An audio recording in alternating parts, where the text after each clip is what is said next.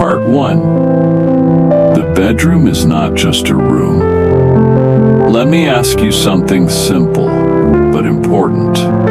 When you walk into your bedroom at night, how do you feel? Not what do you think about the space. Not whether it looks clean or if the mattress is fancy. I mean deep down in your nervous system, in your breath, in your body.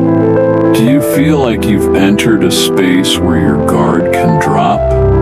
Or do you feel like you're walking into a space where your mind is still spinning, where your thoughts keep echoing off the walls, and your body doesn't know how to let go?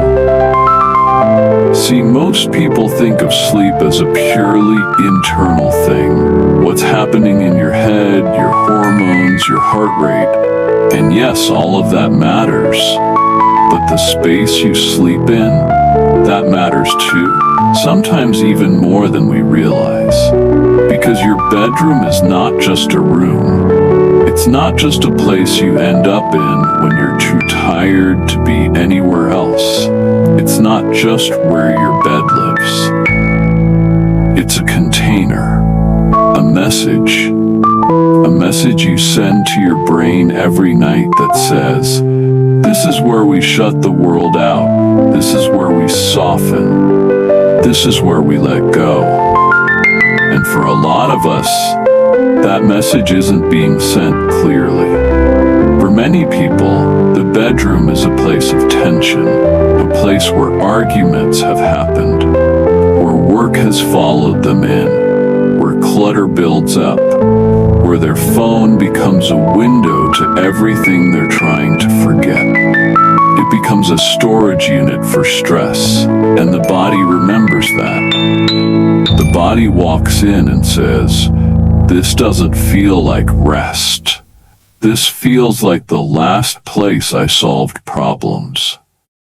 And when that happens, night after night, even if you're tired, your body doesn't relax, it stays alert. But here's the good news. You don't need to buy anything expensive. You don't need to hire a designer or follow a Pinterest aesthetic. You just need to create a space that whispers safety, that wraps around you like a soft blanket, not just physically, but emotionally. A space where you can walk in and feel your shoulders drop, your breath deepen, your thoughts begin to slow.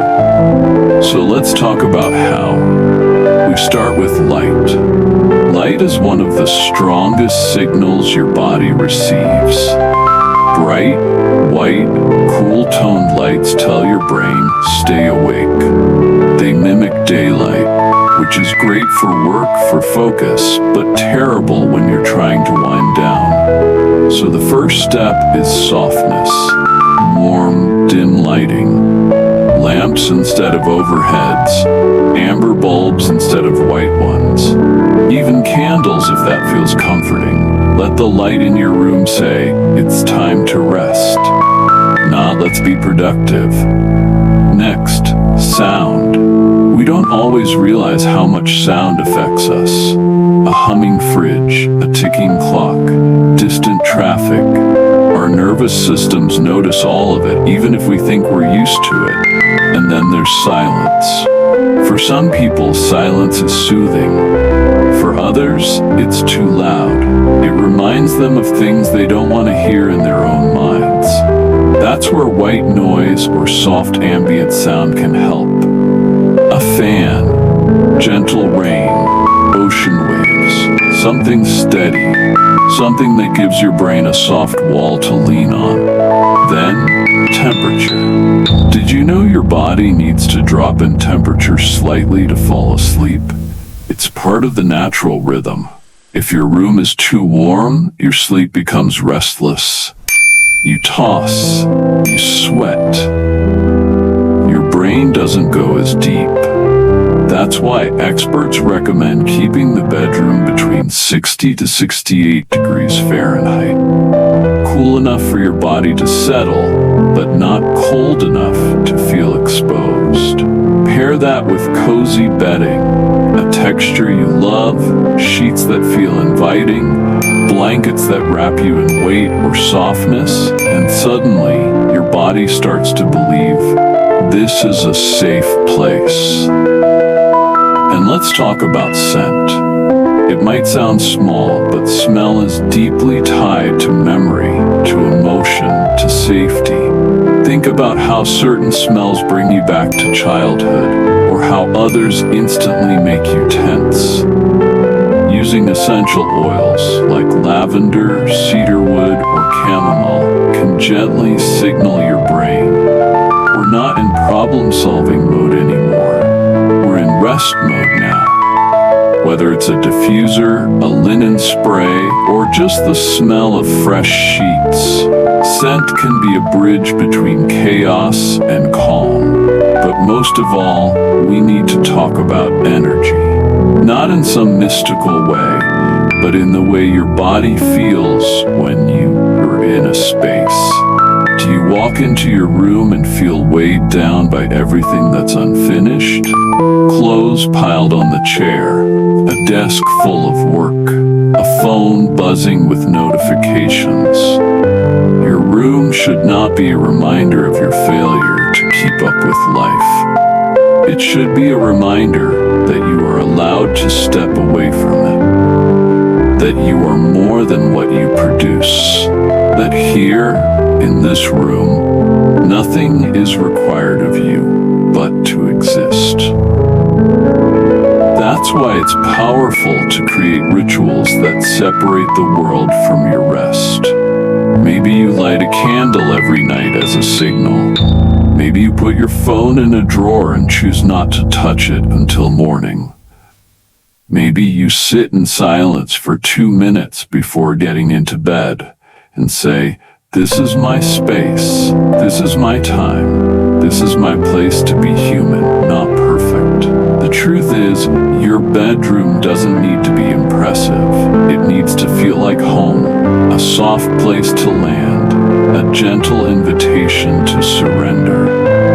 Because sleep is not something you force, it's something you fall into. And to fall, you need to feel safe. So maybe tonight, before you get under the covers, you take a moment. You look around and ask, does this space reflect how I want to feel? And if the answer is no, you don't need to judge yourself. You don't need to fix it all at once. You just start. One light, one object, one change that says to your body, you don't have to be on anymore. You can rest here. Part 2, the room that remembers you.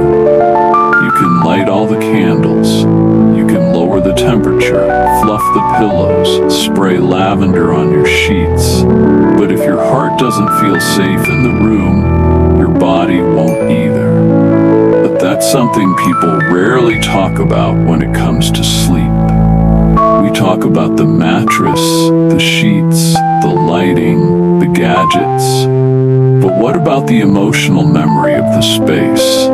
What about the invisible weight that lingers in the corners of the room? Because the truth is, rooms remember things, and so do we. Maybe your bedroom was once a place where you cried yourself to sleep. Maybe it was where you got bad news, where you felt alone. Maybe it was the one place you finally let your guard down, and that's when things fell apart. Or maybe it's where you spent countless nights battling insomnia, tossing, turning, wondering what's wrong with you. And over time, your body began associating that space not with peace, but with pressure. That association matters. It gets wired into your nervous system. You walk into the room and something subtle happens. Your breath shortens, your chest tightens, even if everything looks fine. It's not about how the room looks. It's about how the room feels. Because your body keeps the score.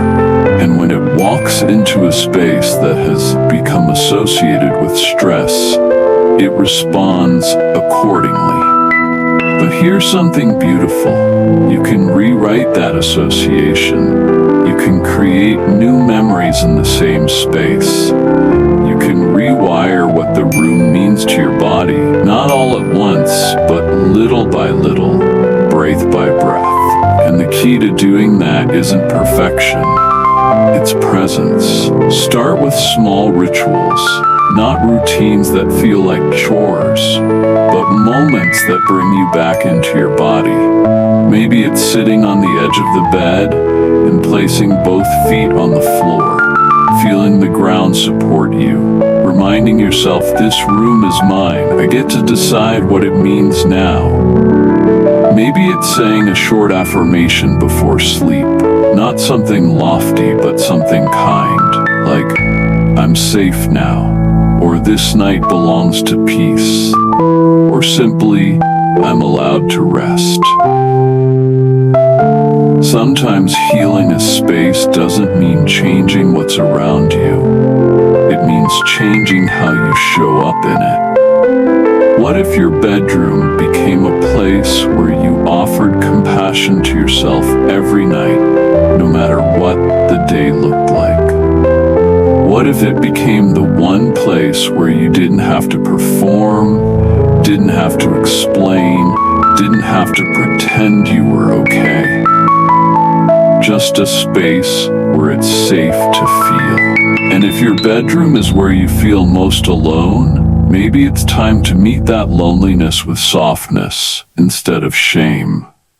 Loneliness isn't weakness. It's a sign you were made for connection. And connection starts with you. You can put on music that feels like a hug. Wrap yourself in a blanket that holds memory. Place something on your nightstand that reminds you of love. A photo, a letter, a simple object that makes your nervous system whisper, I belong somewhere. Even if that belonging starts with belonging to yourself. We talk so much about getting better sleep, but we rarely talk about why sleep feels hard. And often it's because we don't feel safe enough to let go. Maybe we've been hurt when we were vulnerable.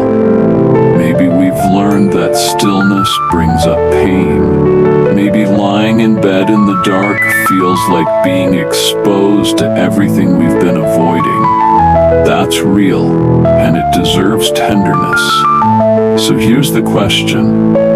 How can you make your bedroom not just a place of sleep, but a place of emotional safety? Not just a place where your body lies down, but where your soul exhales. Maybe it means writing before bed, not about what went wrong, but about what you survived. Maybe it means leaving yourself a note for the morning, so your future self feels seen. Maybe it means choosing bedding that makes you feel held, not judged. This is about more than sleep. This is about home. And your bedroom, your sanctuary, is the one place in the world that should feel like home to every part of you. Even the anxious part, even the grieving part, even the part that still wakes up at 3 a.m. with the same old ache. Your room doesn't have to be perfect. It just has to be honest. It has to reflect who you are, not who you wish you were. Not who the world told you to be, but you. Raw, resting, real. And the more honest the space becomes, the safer your body feels. The more you return to your room not with dread, but with anticipation. Not with fear, but with softness. The more your room becomes not a battlefield, but a place of blessing. And that's when sleep becomes more than a function. It becomes a ritual, a reunion, a return. Part 3. Making peace with where you sleep. Sometimes the deepest rest begins not with a new mattress or blackout curtains or perfectly folded sheets. Sometimes it begins with a simple whisper. This space is mine. I am safe here now. Because no matter how your bedroom looks tonight, messy, minimal, temporary, shared, silent, there is one thing it can always become: a space of kindness. And kindness, when it lives in a room, has the power to turn even a noisy apartment or a small rented corner into a sanctuary. So how do you begin? How do you actually make peace with where you sleep, especially if you've carried memories of restless nights into that space for years? You start by noticing, not fixing, not judging, just noticing. Take a slow walk through your bedroom, not to criticize, but to witness. What objects are here that bring you stress? What objects soothe you? Is there anything you can gently move, remove, or rearrange, not for aesthetics, but for softness? Is there anything you can add, not to impress anyone, but to comfort yourself? Maybe it's a lamp in the right corner, or a note taped to your wall that says, "You made it through today," or a soft fabric you wrap around your pillow. You don't need a big budget, you just need intention, a clear, loving signal to your brain that says, "I care about how I rest." Then you practice presence. And presence is different from perfection. You might still hear traffic. You might still live in a space you can't fully change right now, but you can show up differently. Instead of coming into your room with dread, you come in like you're entering something sacred, like you're returning to a part of yourself you forgot during the day. You dim the lights, not just to sleep, but to soften. You close the door, not just to block noise, but to create a boundary between the world and your spirit. And maybe you develop a few evening rituals, nothing big, just small practices that tell your nervous system, we're not doing anymore, we're being now.